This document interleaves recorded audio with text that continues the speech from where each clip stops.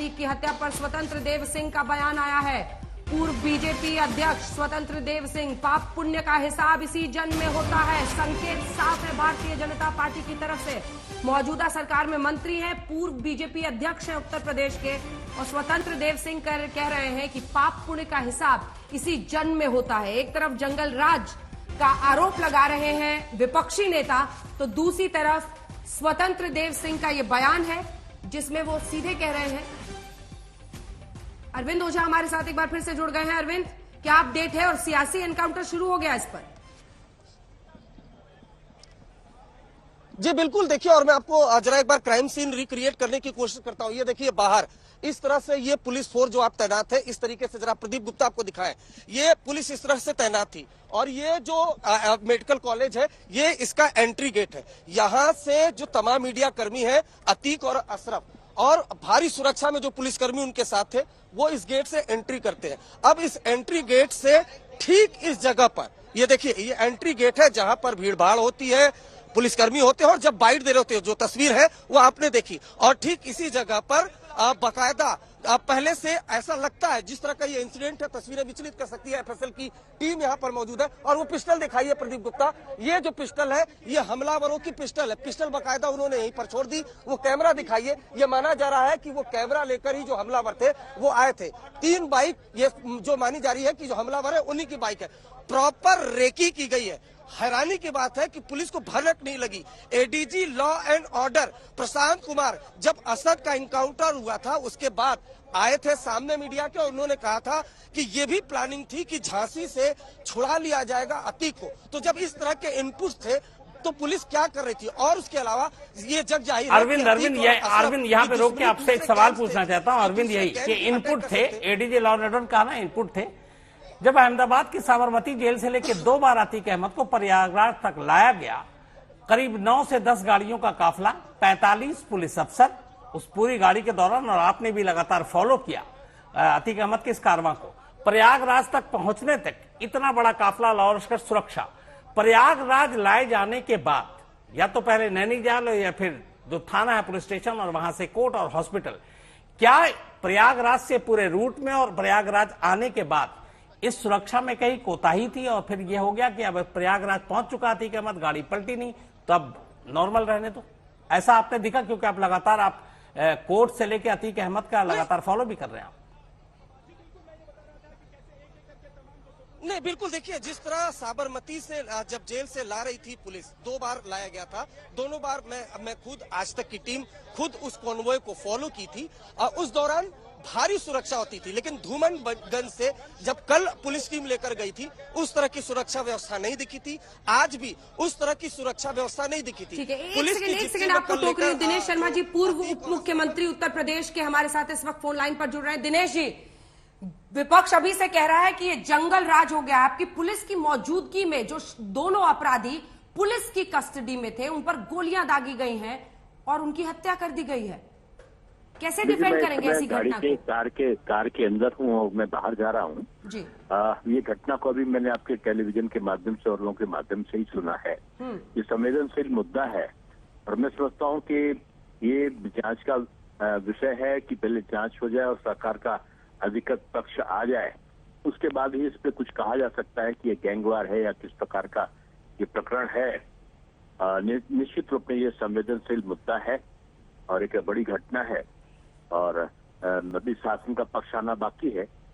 निश्चित रूप में जो शासन है वो विधिक कार्रवाई करेगा, जो भी इसमें कठोरतम कार्रवाई होगी। दिनेश जी, आप जितना संयम दिखा रहे हैं, ऐसा संयम स्वतंत्र देव सिंह जी ने तो नहीं दिखाया है।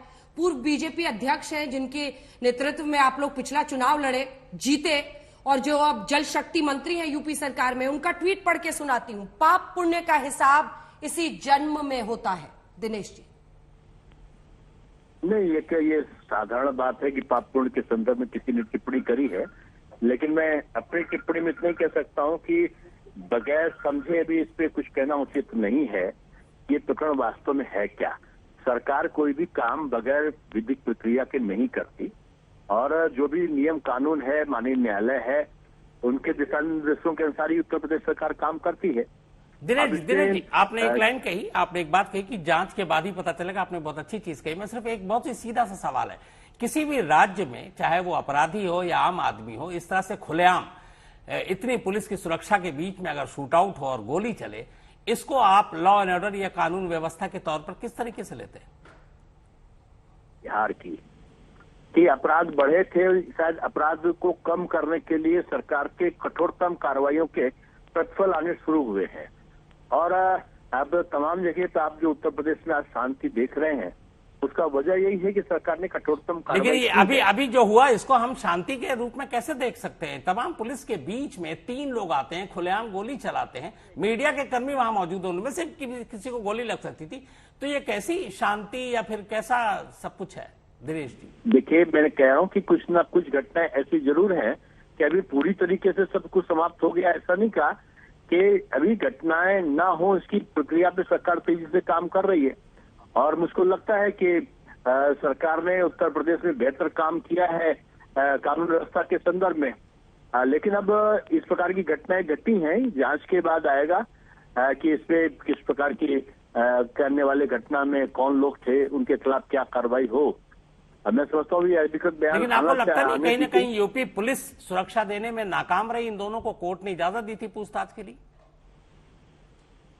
नहीं, अभी ऐसा कहना ठीक नहीं है कि नाकाम रही। कई बहुत जगह कामयाबी आई हैं, कभी कभी औचक इस प्रकार की घटनाएं होती हैं, लेकिन सरकार उसके त्वरित कार्रवाई करती है। पहले क्या होता था कि घटनाएं घटती थी और सरकार मौन रहती थी। अब सरकार कार्रवाई होती है, अगर कोई इस प्रकार की विध्वंसक कार्रवाई होती है तो सरकार उसका प्रत्युत्तर भी करती है। अगर सुरक्षा में कमी रही है दिनेश जी, तो क्या सरकार यूपी पुलिस के जो संबंधित लोग हैं उनके खिलाफ कार्रवाई करेगी?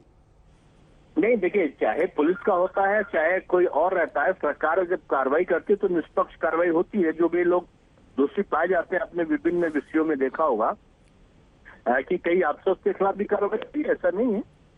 अच्छा, आपको लगता नहीं है कि इनकाउंटर वाले पे तो राजनीति हो रही थी, लेकिन इस जो कुछ अभी हुआ अतीक और अशरफ के बाद, इसके बाद विपक्ष को एक बहुत बड़ा हथियार मिल गया और मौका मिल गया आपकी सरकार पर अब उंगली उठाने का? वो पूछ रहे हैं जंगल राज पर, अखिलेश यादव लिख रहे हैं।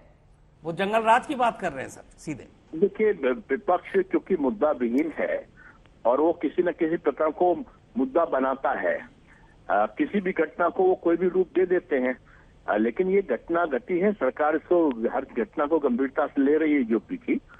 ये भी एक गंभीर मुद्दा है और सरकार, आप देखेंगे कि आपको 1-2 दिन में पूरी विषय सामने आएंगे और अगर कोई पक्ष दोषी होगा तो वो भी कानून के कटघरे में सामने आएगा। दिनेश जी, आखिरी सवाल दिनेश जी आपसे। मैं आपको जितना जानता हूं पर्सनली, आप बहुत ही सज्जन इंसान हैं। आपके हिसाब से जिस तरीके से इस तरीके से सड़क पर खुलेआम गोली चले और पुलिस की मौजूदगी में मीडिया कर्मी मौजूद हो, किसी को भी घायल हो सकता है, तो इसको कैसे देखते हैं आप? धन्यवाद आपका। दिनेश शर्मा जी हमारे साथ, पूर्व उप मुख्यमंत्री उत्तर प्रदेश के जुड़े हुए थे।